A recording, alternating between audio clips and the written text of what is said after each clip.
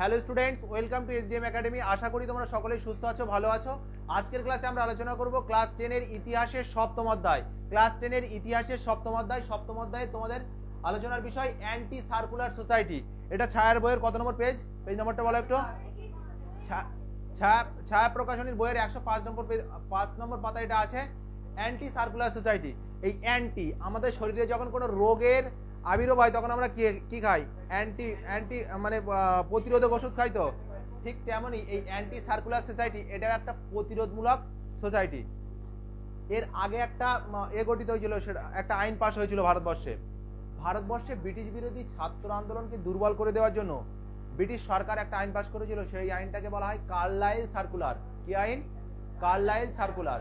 সেই আইনে বলা হয় যে যদি কোনো কলেজ বা যদি কোনো শিক্ষা প্রতিষ্ঠানের ছাত্রছাত্রীরা কোনো ব্রিটিশ বিরোধী আন্দোলনে সামিল হয়, তাহলে সেই কলেজের ছাত্রছাত্রীদের মানে বিভিন্ন ধরনের সরকারি সুযোগ সুবিধা থেকে বঞ্চিত করা হবে এবং কলেজের অধ্যাপকদের নানা রকম শাস্তি মানে কি বলবো শাস্তি দেওয়া হতে পারে এবং তাদের যে মাইনে পায় তা সেখানেও কি বলবো তা থেকে বঞ্চিত করা হতে পারে এবং যে সমস্ত ছাত্র ওই ব্রিটিশ বিরোধী আন্দোলনে অংশগ্রহণ করবে তাদের কলেজ থেকে বা শিক্ষা প্রতিষ্ঠান থেকে বিতাড়ন করা হবে। এই আইনটা ছিল কি? Carlyle circular. অর্থাৎ ভারতীয় ছাত্র আন্দোলনকে স্তব্ধ করার জন্য ব্রিটিশ সরকার জারি করেছিল কার্লাইল সার্কুলার। আর এর বিরুদ্ধে ভারতীয় ছাত্ররা ঐক্যবদ্ধভাবে গঠন করেছিল কি সোসাইটি? Anti circular society. এই অ্যান্টি সার্কুলার সোসাইটির দেখো 1905 খ্রিস্টাব্দে বঙ্গভঙ্গ হয়। কে করেছিল? Lord Curzon. এই লর্ড কার্জনের বঙ্গভঙ্গের বিরুদ্ধে শুরু হয় কি? বঙ্গভঙ্গ বিরোধী আন্দোলন এবং ছাত্রদের সভা সমিতিতে যোগদান, বন্দে মাতরম ধ্বনি দেওয়া প্রভৃতির উপর নিষেধাজ্ঞা জারি করে ব্রিটিশ সরকার। তার জন্য জারি করেছিল কি? Carlyle circular. কত সালে কার্লাইল সার্কুলার? 1905। তাহলে 1905 সালে বঙ্গভঙ্গ, 1905 সালে কার্লাইল। বোঝা গেছে? তাহলে 1905 সালে বঙ্গভঙ্গ, 1905 সালে কার্লাইল, আর 1905 সালে বঙ্গভঙ্গ বিরোধী স্বদেশী আন্দোলন। ফাইন। তাহলে 1905 এর গুরুত্ব বোঝা গেছে। তো 1905 থেকে 1911 পর্যন্ত কোন আইন চলে, এই কি আন্দোলন চলেছিল? বঙ্গভঙ্গ বিরোধী আন্দোলন, বঙ্গভঙ্গ বিরোধী স্বদেশী আন্দোলন। আর এই স্বদেশী আন্দোলনে সরলা দেবী চৌধুরী রানী গুরুত্বপূর্ণ ভূমিকা নিয়েছিল, জানো তোমরা। লক্ষ্মীর ভান্ডার সরলা দেবী চৌধুরী রানী। দেখো কার্লাইল সার্কুলার ছিল বাংলা সরকার, কার্লাইল ছিলেন বাংলা সরকারের মুখ্য সচিব। যেমন আমাদের মুখ্যমন্ত্রীর একজন মুখ্য সচিব আছে, জানো তো? হ্যাঁ, আলাপন বন্দ্যোপাধ্যায়ের আগে মুখ্য সচিব ছিল। এখন কি আছে ওনার নামটা মনে পড়ছে না সঠিক, কিন্তু এর আগে ছিল আলাপন বন্দ্যোপাধ্যায়, যিনি ছিলেন রামকৃষ্ণ মিশনের ছাত্র। দেখো এইসব দমনমূলক সার্কুলারের বিরুদ্ধে কলকাতার রিপন কলেজ নাম শুনেছো কোনোদিন?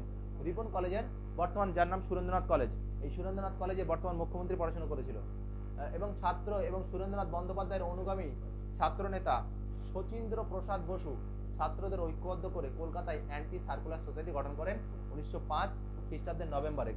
তাহলে কে অ্যান্টি সার্কুলার সোসাইটি গঠন করেছিল? শচীন্দ্র প্রসাদ বসু। কত সালে?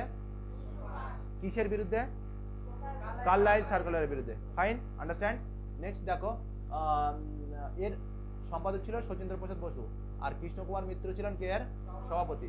বঙ্গভঙ্গ বিরোধী আন্দোলনের উৎসাহ দান, সরকারি বিদ্যালয় থেকে বিতাড়িত শাস্তিপ্রাপ্ত ছাত্রদের শিক্ষা লাভের ব্যবস্থা করা ইত্যাদি ছিল এই সোসাইটির উদ্দেশ্য।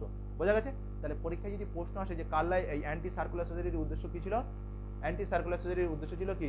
ছাত্রদের যাতে কলেজ থেকে বিতরণ করতে না পারে, ছাত্ররা যাতে সরকারি সুযোগ সুবিধা থেকে বঞ্চিত না হয়, এগুলো সুনিশ্চিত করাই ছিল কি কার্লাইল সার্কুলার, এই অ্যান্টি সার্কুলার সোসাইটির অন্যতম উদ্দেশ্য।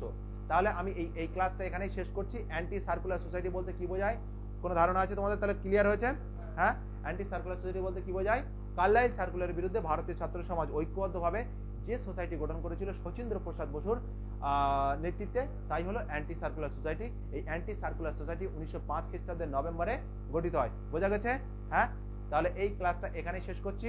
দেখা হচ্ছে নেক্সট ক্লাসে। সকলে সুস্থ থাকো, ভালো থাকো। জয় হিন্দ।